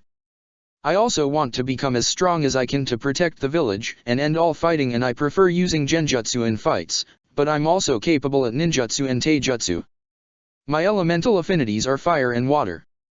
Anko snorted. Are you kidding me? Capable at ninjutsu and taijutsu? You kick ass, boy. Be that as it may, Tanaka-sensei chimed in. I'm more surprised about you having a water affinity. I heard that's rather rare for an Uchiha. If my clan's records are correct, which is most likely the case, I'm the first Uchiha with a water affinity in several generations. My father was surprised as well when we tested my affinities with a chakra induction paper. I see. Another awkward silence. They seemed to be somewhat of a regular occurrence. Well, how about I explain to you guys how we will proceed from here? Tanaka-sensei asked. Normally, he continued after everyone had nodded their agreement, the first day is meant for introductions. That, we already finished. The usual procedure would include me telling you that you can only become part of my team if you pass my own, second test, which would happen tomorrow. Not passing would mean that you were forced to return to the academy. Now, our situation is a bit different. While Uchiha-san indeed just finished the academy, the other two of you did so a few years ago already. I think it would be unfair to proceed in the usual way, which means I will not hold some test of my own. Instead, we will start training the first thing tomorrow. Itachi blinked. There would be no test? As far as he knew, Jonin had to test their new genin. There wasn't anything voluntary about that. Then, he blinked again. Ah, he thought. I understand. Tanaka-sensei would probably watch how well they could work together and decide if the team could continue to exist or not depending on the results. By not telling them about the test, he also wanted to guarantee that all of them acted as real as possible instead of just faking getting along.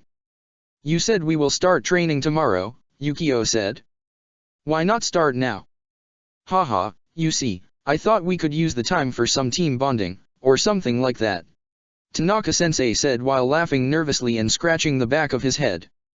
Especially with Uchiha-san just joined he wanted to continue but was again interrupted by Anko. Damn, get the stick out of your ass. He's a member of this team now, just call him Itachi. It's impolite to just call someone by his name without consent, Anko. You should know that. Itachi decided to interfere before things could escalate in another fight, even if only a verbal one this time. I don't mind if all of you just call me Itachi as long as you don't mind me calling you by your names either. But I will naturally still call you Sensei, Tanaka-sensei. Ha! You see? He has no problem with it. Anko exclaimed victoriously. The Jonin sighed. As I was saying, especially with Itachi just joining the team, it might be a good idea to get to know each other a bit better. Any suggestions for what we could do? Surprisingly, it was Yukio who answered first. There is this tea house I know. It's not very well known, but the tea is great. You could invite us there. Well, going out together seems like a good enough idea, but I don't see why I should dash. But Sensei. You're the adult, act like one and pay for us, Anko said. Come on, Yukio, show us the way. So that's why they so readily agreed for a get-together with Sensei, he thought. They want to get something for free. With that, Anko grabbed the other boy's arm and pulled him in the direction of the village, leaving Itake and their sensei with no other choice than to follow them. "Oh, and before I forget it," Anko exclaimed and turned her head around without stopping to walk. "Itake, call me Nei-chan from now, all right?" Itake only gave her a deadpan look. That's not going to happen. All things considered, Mikoto was happy with her lot in life. Her career as a kunoichi had been a very successful if short one, allowing her to rise to the rank of jonin before she even turned 16. While still in active duty, she fell in love with the man she would eventually marry and then went on to give birth to not only one but two beautiful children. She was even fortunate enough to have her family, not including her extended family, of course, as that would include her entire clan, survive both the last war and the attack of the nine-tailed fox. As if that wasn't already enough, the gods also decided to bless her oldest son with abilities far above the norm, making him a once-in-a-lifetime prodigy. What else could she ask for? Unfortunately, what should be one of the brightest lights in her life was also the thing that brought her enough dismay to make her unable to sleep at night. Her oldest son, Itake, was a genius. There was no doubt about that. Sadly, this made it hard for him to connect with other children his age, even back then when he was barely more than a toddler. But at least back then, he had still somewhat acted as a child should. Maybe not quite as childish as others, but still more carefree and happy than he did now. His behavior had changed shortly after he had turned 4. This may be the only thing she would never forgive Fugaku for. Back then, her husband had taken Itake with him to the Amaterasu Omikami shrine at the border to the land of Earth, as it was usual to do for fathers with their sons in their clan. It was a tradition the rest of the clan had decided to postpone until after the war was over, but Fugaku had decided that he, being the clan head, couldn't show fear, and so he went anyway. When they came back 3 weeks later, Itake hadn't just witnessed war and the destruction and death it brought with it, but had his first kill under his belt as well. The day they returned, Mikoto had given up on him ever having a normal life, whatever normal actually meant for a shinobi, and that was her greatest shame. She hadn't tried to talk to him, didn't try to help him overcome the trauma he so obviously suffered from, and only watched as he became more and more distant. And then the Nine-Tails attacked the village and everything changed again. This time because the attack resulted in the awakening of Itake's Sharinan. She remembered the day she got these eyes herself, the day her sister had been killed in front of her eyes, very well, and it gave her nightmares to this day. Whatever Itake had seen must have disturbed him even more than everything he had witnessed on the battlefield, though she could hardly imagine what that might have been. He was more silent since then, which was a hard thing to do considering he never talked much in the first place, and when he spoke, it was with an air of maturity he didn't possess before. That had been the moment she promised herself that she would make the rest of his childhood, even if it was more physical than everything else at this point, as carefree as she could. This had been the reason she had been against his earlier enrollment into the academy. The moment he entered there, another part of his childhood would end, and that wasn't something she was quite ready for yet. She had been ready to fight Fugaku on that, and she did. Until Itake had gotten involved in the conversation and asked to enter the academy earlier. She still didn't want him to do so, but then, how could she say no to him? He never asked for much, only ever wishing to be taught something new. She didn't have it in her to refuse him, so she ultimately gave her consent. She had told herself that it might be for the best, that maybe he would finally find some friends, no matter how little she believed in it. And then he had befriended Hazuki's daughter, Izumi. She wasn't sure how this had happened, but she was glad for it anyway. It might not be the kind of friendship she wished for Itake, where he went out to play silly games with children his age, but she knew how unrealistic this hope was and would take whatever she could get. No, all the two of them seemed to do was either meet at the dango shop at the border of their new district to talk, or training and studying together. For all that this already exceeded her expectations, she couldn't help to think that Itake acted similarly with Izumi as he did with Suzuki. She couldn't point her finger on what exactly it was, as there were still a number of differences, but it seemed as if he somehow felt responsible for her. She wondered if it might be because of what happened when he saved her life during the attack of the Nine-Tails. Still, he seemed content if not happy in her presence, so she would be happy too. This didn't last long, however, as Itake seemed to tear through the material presented to him in class at an unbelievable speed, finishing the academy in less than a year. She had been proud of him, of course. She had known Minato quite well even if they hadn't been as close as she and Kushina, which meant she understood better than most others how much of a genius their yondaime truly had been. That Itachi matched his score when he graduated from the academy was amazing, even more so if you considered that Minato had been 4 years older than Itachi was now when he graduated. The main reason she wasn't completely fine with him finishing so early was that this would make the distance between him and Izumi, who was his only real friend, grow even further. Still, this time, she didn't say anything, knowing that there was no way Itachi wouldn't want to take the chance to rise in the ranks. Not when he was so obviously bored in class. All she could do now was to support him. Mikoto had put the groceries in her bag and was already halfway on her way home when she saw something out of the corner of her eye that made her stop. She didn't need long to see what had caught her attention. To her left, she saw Itachi with 3 people who couldn't be anyone but his new teammates and sensei, sitting in a tea house. The only girl in the group was leaning halfway over the table and gestured with her hands in front of her son's face, all the while having a wide, somehow feral-looking smile on her face. Itachi didn't seem annoyed by it, though, and didn't even have his usual neutral expression on his face but actually smiled. And while it wasn't as wide as the girl's, which would have looked quite funny on his face now that she thought about it, he still looked genuine amused. Mikoto smiled to herself. Maybe the reason Itachi was never able to connect with others was that he only interacted with children who were around his age. Maybe he got along better with older kids who were more mature than young academy students. Maybe him graduating early wasn't so bad at all. And now that she thought about it, wasn't there this boy in her clan who was a prodigy in his own right? If she remembered correctly, he was only a few years older than her Itachi. Maybe she could arrange a meeting between these two? She hummed thoughtfully before turning around and making her way home. Itachi sat on a bank close to the playground while he watched Sasuke play with some other kids his age. He wasn't completely sure what they were playing. It seemed like some strange mixture of tag, capture the flag, hopscotch, and Simon Says, but Sasuke had obviously fun, so the details didn't really matter. The time he spent with his new team at the tea house had been oddly entertaining. Even Anko's attempts at making him call her Nei-chan, as irritating as they might be, had been somewhat amusing.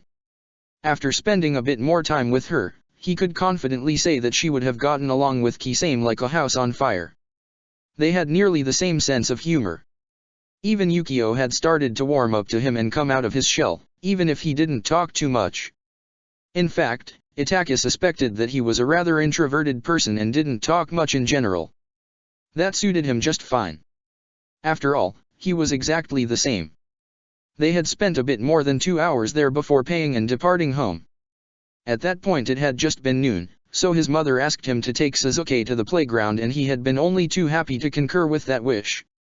His mother also seemed unusual chipper, which hadn't been the case when he left the house in the morning. He wondered what had caused it but ultimately decided not to ask. Itachi was pulled out of his thoughts when he saw Sasuke hurrying in his direction. One moment he was running as fast as his small legs could carry him, and the next moment he was stumbling. Itachi reacted without thinking and appeared in front of his little brother half a second later, just in time to catch him before he could fall and hurt himself. Sasuke wasn't put off by this in the slightest and wiggled in his arms until he could look at his face. "Nii-san," he exclaimed happily. Itachi could hear the parents and grandparents around them swoon at the sight and even catch some words like adorable, cute, and admirable older brother. He ignored them in favor of focusing on Sasuke. "Yes, Otauto. Come playing." There were enough 6-year-olds playing around all over the park, and even if he would look as old as he actually was, it wouldn't have been weird if he played with Sasuke in the sandbox. He was his little brother, after all. The reason he did choose not to do so till now was that he felt weird doing it. He couldn't remember ever playing like this even when he was a child himself, which doesn't mean it hadn't happened, just that he couldn't remember it, so how could he do it now when he was a grown man? But could he really say no to Sasuke? "Of course," he said, making sure to keep his doubts off his face. "Show me what you want to do." Sasuke squealed and started pulling him to a spot a bit more apart from the other kids where they were as alone as they could be on a public playground. Sitting on a pile of sand, building a sand castle with his brother, and generally just enjoying himself, He couldn't count how often he had wished for moments like this in his last life, first when he had been too busy with missions and then later after he had left the village. And while it still felt weird doing something so normal, he couldn't deny that it also felt quite nice. He was stopped from thinking further about this when he felt a familiar chakra signature closing on him from behind. "You're Itake, correct? And this little man must be Sasuke. Nice to meet you." Itake calmly turned around, hiding his inner tumult behind a neutral mask. "That's correct. And you are Shunshin no Shisui, aren't you? How can we help you?" Shisui gave a surprised laugh and scratched the back of his head in an abashed manner. "Come on, don't call me by that silly name. Barely anybody does. But yeah, that would be me. People aren't calling you that yet. I'm sure they will with time. Well, I guess it's nice being recognized for one's skills. But couldn't they call me something else? You know, something more flashy." He had his usual silly smile on his face which made Itake fight down all the memories and emotions that threatened to overwhelm him. Shisui had not only been his best friend but also an older brother figure for him, a person he always wanted to surpass no matter how impossible it seemed. Shisui had disagreed, always claiming that he only had the advantage of age and experience and that Itake would be stronger than him in a few short years. In a way, he had been for Itake what he was to Sasuke. "Nii-san, who's that?" Sasuke asked, giving him a welcome excuse to stop looking at his former best friend. "This is Shisui Uchiha, a member of our clan. He came to say hello." Sasuke frowned for a second, but then apparently decided that the new person was boring and continued building a sand castle. Itake briefly smiled to himself before turning back to Shisui. "In that case, you probably should start creating a nickname for yourself and spread it to the public. Anyway, I ask again, how can we help you?" Shisui sighed. "Did anyone ever tell you that you're terrible at small talk? Honestly, it actually went quite well, but you just needed to get to the point, didn't you?" He then continued by looking at him with a long-suffering expression.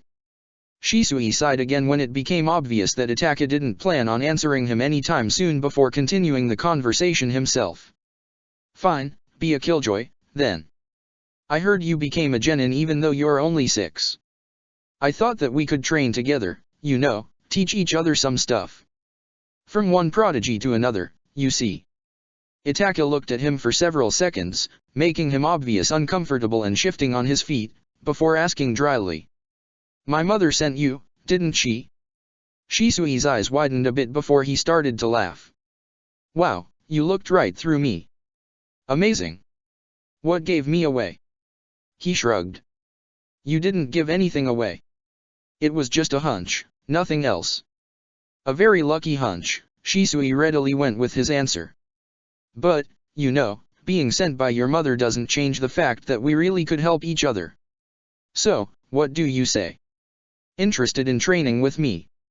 He thought about it for a moment but didn't see why he should say no.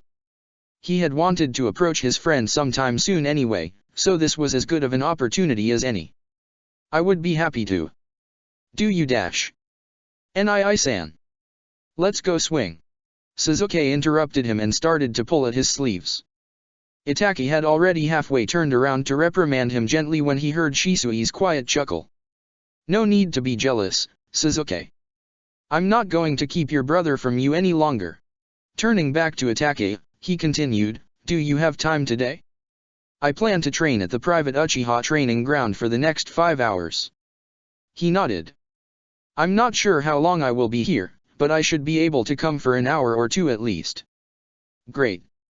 See you then." With that he disappeared without a trace, making Itake smile. "That's why people call you Shunshin no Shisui, idiot." "Nii-san," he heard Sasuke exclaim again, already halfway to the swing, pointing at him to follow him. His smile widened a bit. "I'm on my way, Sasuke. Wait for me, would you?" Just like that, the time flew by. Itake spent 6 days a week training with Team 3. First focusing on teamwork as to not stand in each other's way in battle before going on and actually developing a few combos of their own which could give even more experienced enemies a run for their money. All in all, they were more of a team of Chunin with an additional Jonin supervisor than a usual team of Genin. Itachi spent most of his free time training, wishing to advance to his old strength as fast as possible. Sometimes Izumi would join him, too.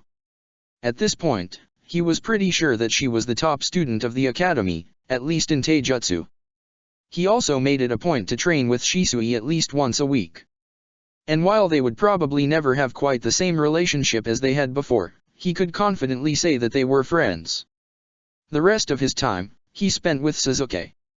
His probably greatest regret when he thought back to this time of his life was that he hadn't paid more attention to his little brother, and he didn't plan on doing that mistake again. So, after nearly 2 months of training and the occasional D-rank mission, it was time for Team 3 to go on their first real mission together. Chapter 5, Genin Days 3. Let's start this from the beginning. Genin Days 3. Itachi and Shisui were sitting back to back in the middle of the training ground, both of them trying to stop panting and regain their strength after their last spar. Well, Shisui broke the silence first.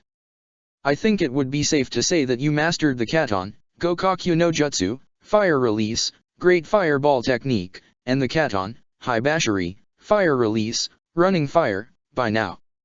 By the way, did your chakra reserves grow since the last time we met? You used these two jutsu much more than you did in our last match.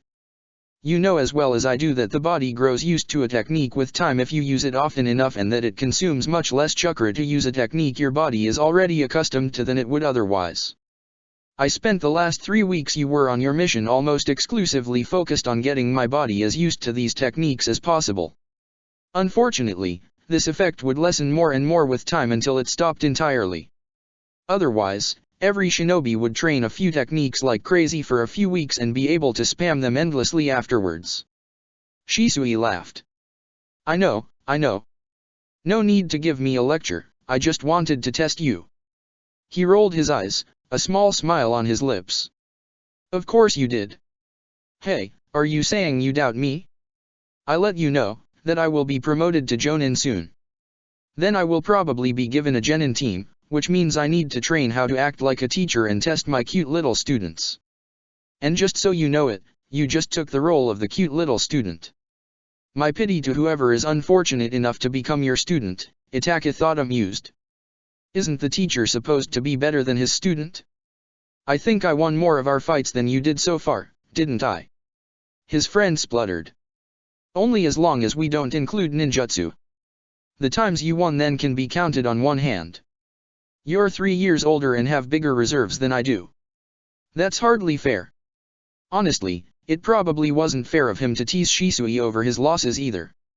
Itachi knew his fighting style by heart, even after all these years, and his friend's current form was far less developed than the one he would have years later.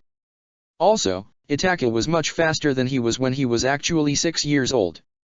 So, although still slower than Shisui, he could hold pace with him enough to win their fights.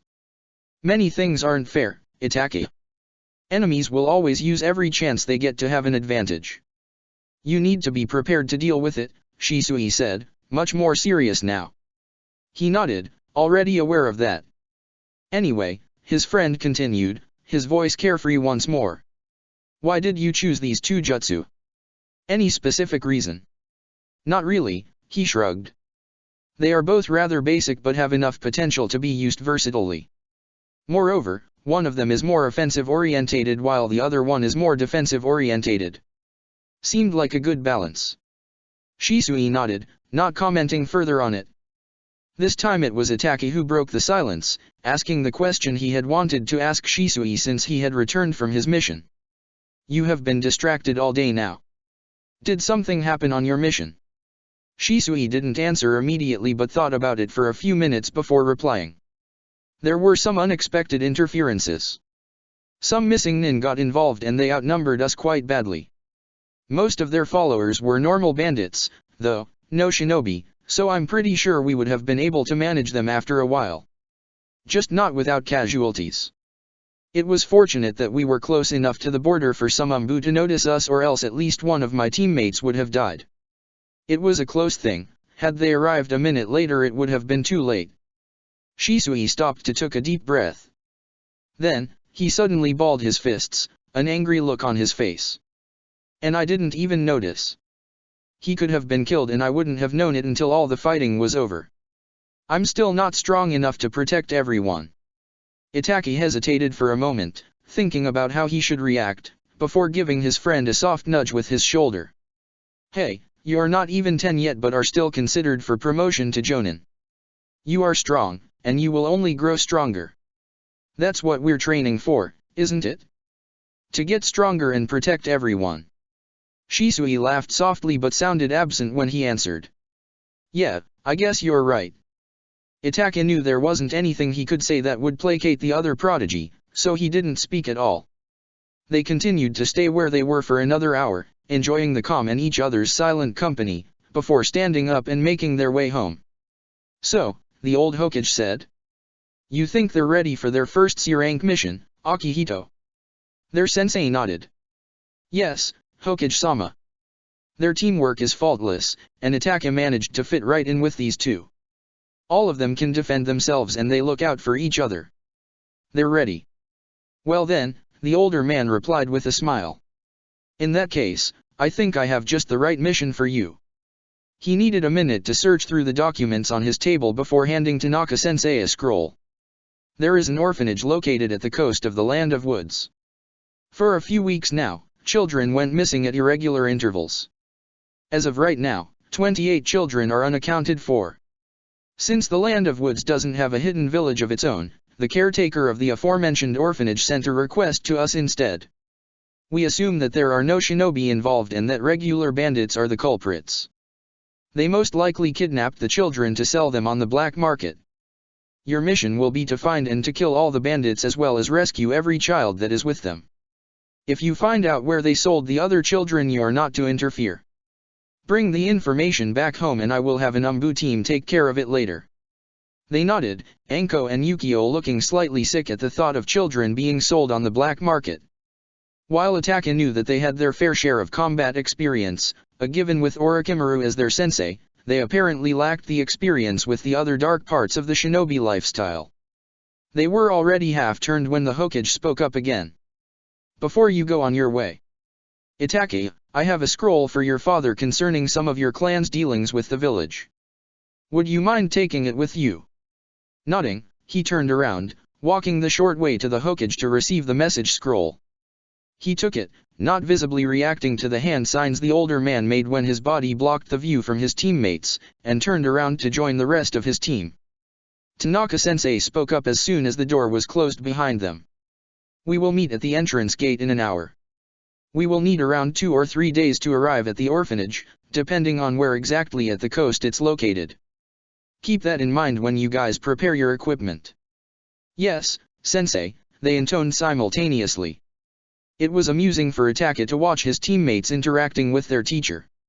On one hand, they were immature enough to blame him for something that wasn't his fault becoming their new sensei after their old one betrayed them and left the village, while on the other hand, they were mature enough to hide their disdain and act professional while on missions.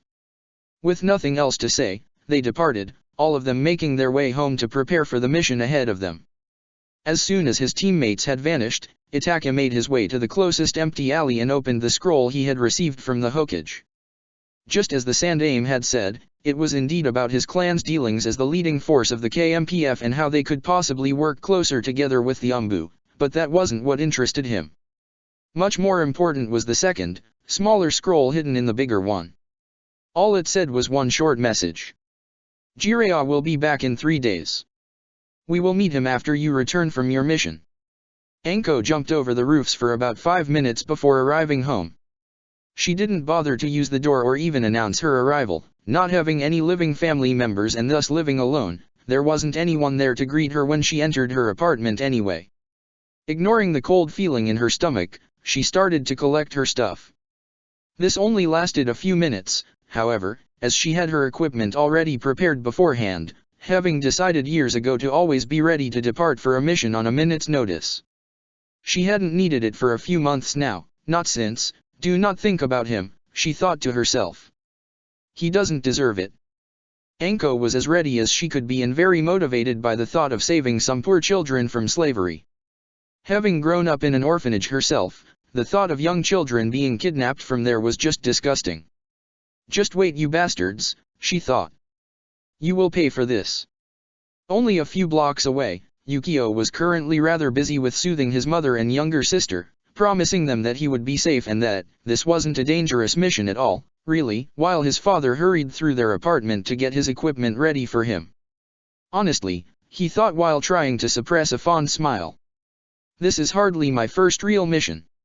Shouldn't they be used to it by now? His gaze wandered to his sister, the 7-year-old clinging to his left arm, which made his thoughts turn to a darker tone. These monsters who kidnapped children like little Yui at his side didn't deserve any mercy. Just the thought of his sister being one of their victims. Just wait, you bastards, he thought. Your little shit show will be over soon. And you promise me you will be safe, will you? And don't forget to look out for your teammates as well. Protect each other. That's what a team is there for, after all. Of course, Kaa-san. This shouldn't be a very hard mission anyway, just some common bandits making trouble. It will be fine, Itaki replied, enjoying her hug for as long as it lasted. Now that he thought about it, it had been a long while since he had been hugged like that. That was rather sad, actually. He had never been very keen on hugs, but Sasuke's and his mother's ones had something soothing at them that he couldn't help but enjoy. In this specific case, it might be because he felt a bit more forgiven for the sins of his last life when he was in her arms, but he tried to ignore that thought for the moment. No need to ruin the mood. She ended the hug a few moments later, just when his father spoke up. Your mother is right, Itaki. A team is there to look out for each other, and there is no shame in accepting help from others when you need it. False pride will just get you killed. This was the father from his earliest memories, the one he grieved for after his death. He so dearly wished that he would stay this way, strict but loving, and not turn into that bitter man he had become in his last life. This was a man he could proudly call his father. I have no problem with admitting it when I need help. Besides, we trained our teamwork the last few months rather intensively, so we will have no problems looking out for each other. His parents didn't get any chance to answer, as Sasuke decided to include himself in the conversation. "Nii-san gonna go?" "Not playing." Smiling, he knelt down to be at eye level with his brother. "Sorry Sasuke, not today. I need to go on a mission and will not be home for a few days." He tapped his forehead for good measure, "But I will be home before you know it. I will always return for you. I promise." They were on the road for about an hour now, jumping from tree to tree at a comfortable but still rapid speed.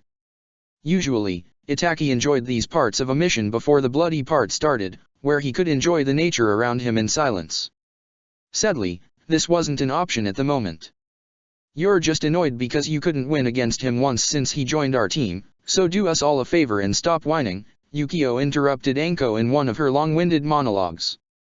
"Excuse me. What has this to do with anything I just said?" Anko retorted, irritated. "You were telling us about this super strong and amazing jutsu you want to learn when we return from this mission. Don't act as if you don't want to learn it solely for beating Itaki." Anko scoffed. "I don't want to learn it only to beat him with it, idiot. My life doesn't revolve around him. It will be useful to know and it's powerful, so I want to learn it. It's easy as that. And if it helps me cleaning the floor with Boy Wonder over there, well, that's a nice extra."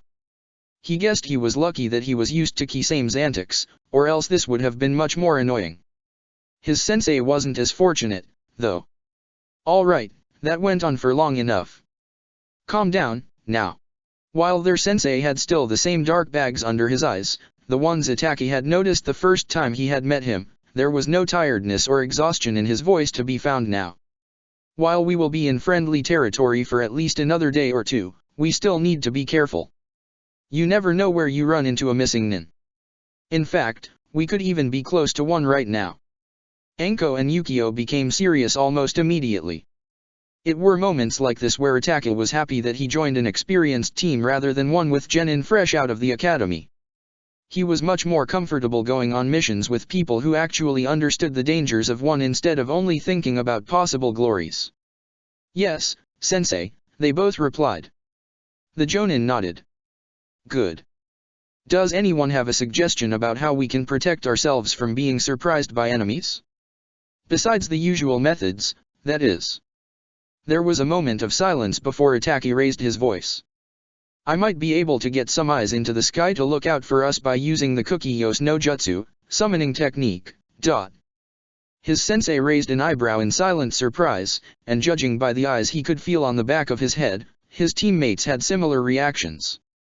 I wasn't aware that you were in possession of a summoning contract. Funnily enough, I didn't even know that there was a summoning contract with animals capable of flight in the village at all. I have a contract with the crows. They are more unorthodox than other animals in that they don't require someone to sign a contract with them. In fact, they didn't even give me a chance to disagree with them on becoming my summons. One of them just pricked me with its beak to get some blood, and that was enough. And hadn't that been fun to explain to his parents? And not only once but twice, considering they had done the exact same thing in the other timeline as well. It wasn't as if it was a bad thing, mind you, but it was definitively an unexpected incident. As far as he knew, his contract with the crows was unique in all of the elemental nations, though there was the very likelihood that there were other cases like his that were kept secret by the various villages. The contract he made with them this timeline had, for some reason, happened later than it did in the last. It had happened less than a week ago while he had made it months earlier in his last life. Itaka didn't know why they approached him later this time, which was pretty frustrating, but he was happy it had happened at last. He hadn't even realized how much he had missed them, how lonely he had been without his constant companions, until they were at his side once again. Finally being reunited with them also allowed him to use a few of the techniques that had been impossible to him since he awoke in the past. That was another point in which his crows differed from most other summons. Instead of actually, physically helping him fight his enemies, they instead amplified his genjutsu and allowed him to use some unique techniques of his own. Unfortunately, to use these unique techniques, the summoner and the summon both needed to learn them. So even with him theoretically knowing how to use them, he wasn't actually able to use most of them as of yet. The one exception was the Karasu Bunshin no Jutsu, crow clone technique, for which he was glad.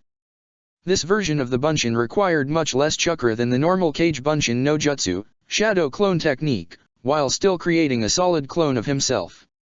It also had the benefit of being able to reform should it get destroyed in battle, again without using as much chakra as creating a new clone would do. In his opinion, which he admitted to himself might be slightly biased, it was a superior version of the Nidame's Jutsu. It also solved the chakra problem he had with the aforementioned Hokage's version of the Jutsu quite effectively. At least meeting with the Sandaime should be much easier from now on. In that case, Tanaka-sensei said with a small smile. Please do so. Having eyes watching the area from the sky would be reassuring. Itaka nodded. He then continued by biting his thumb to get some blood before he made the necessary hand seals. Kukiyos no Jutsu. Summoning technique. In a swirl of feathers and screeches, a murder of crows appeared before promptly flying into the air to watch the area. Wait, don't you need to tell them what to do? Yukio asked a moment later. He shook his head. They knew what I summoned them for from the moment they felt my chakra call them here, there is no need to talk to them. Besides, these crows are still young and inexperienced, so they can't even talk yet.